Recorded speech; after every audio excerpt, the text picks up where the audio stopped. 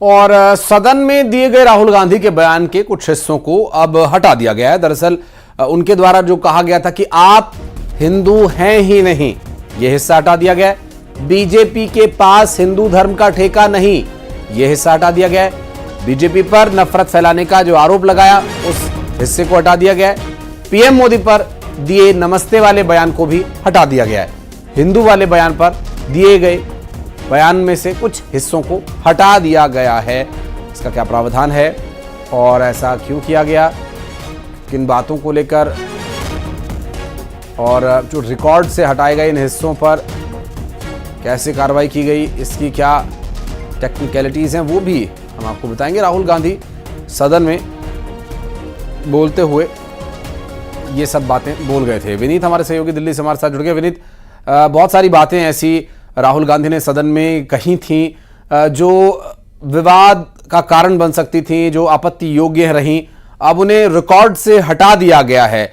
क्या कुछ टेक्निकलिटीज रही इसकी और किस तरह से इस कार्रवाई को अभी अमल में लाया जा रहा है?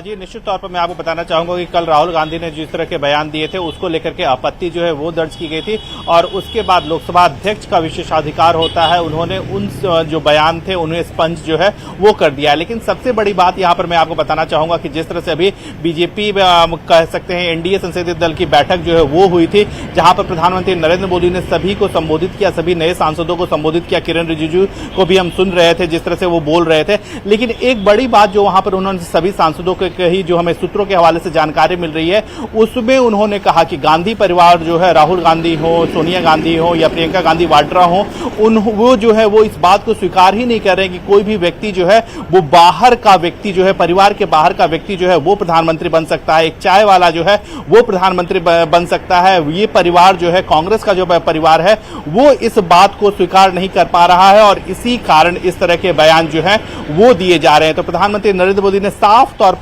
जब एनडीए के सभी सांसदों को संबोधित कर रहे थे, उन्होंने इस वक्त जो है वो साफ तौर पे कहा कि ये उनकी मानसिकता जो है कहीं ना कहीं सामंती मानसिकता को दर्शाती है, जिसके कारण जो है, जो हमें सूत्रों के हवाले से जानकारी मिल रही है, उसमें उन्होंने साफ तौर पर यह कहा है कि ये जो सामंती मानसिकता जो है उसको दर्शाती है और इसी कारण इस तरह के अनर्गल आरोप जो है वो कहे जाते हैं। उन्होंने साफ तौर पर यह भी कहा कि जो नेहरू गांधी फैमिली है वो इस बात को स्वीकार ही नहीं कर पा रहा है कि कांग्रेस के प्रथम फैमिली से, फर्स्ट फैमिली से के बाहर का कोई भी व्यक्ति जो है वो प्रधानमंत्री बन गया, तीसरी बार प्रधानमंत्री बन गया।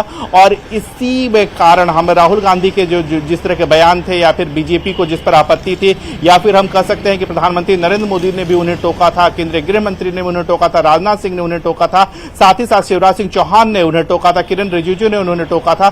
तो साफ तौर पर जिस तरह के बयान वो दिए रहे थे उसको प्रधानमंत्री नरेंद्र मोदी हो या फिर कल हमने देखा कि केंद्रीय गृह मंत्री अमित शाह ने भी उन बयानों पर आपत्ति जताई थी और उन्हें सत्यापित करने की रिकॉर्ड से हटाया जाना भी स्वाभाविक है, ताकि रिकॉर्ड में इस तरह के बयान न रहें और आगे जो संसद की गरिमापूर्ण महिमा है, जो गरिमा है, वो भी बनी रहे और आगे रिकॉर्ड्स पे इस तरह की बातों और आपत्तिजनक बातों को भी हटाया जाता रहेगा। इस बात के भी संकेत इस कार्रवाई से मिल गए हैं। विनीत, बहुत शुक्रिया आपका इस जानकारी के लिए।